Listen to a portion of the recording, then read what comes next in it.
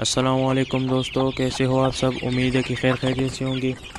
तो सबसे पहले मैंने इन चूज़ों को बॉक्स से बाहर निकाल दिया और फिर इसके बाद मैंने इनके लिए इनका खुराक डाल दिया और ख़ुराक के आखिर में मैंने इनको गर्म पानी दिया और उस पानी में मैंने एक विब्रामाइसिन और एक ब्रूफीन का कैप्सूल ऐड कर दिया, क्योंकि यार इनको कल थोड़ा सा बुखार और नज़ला हो गया था।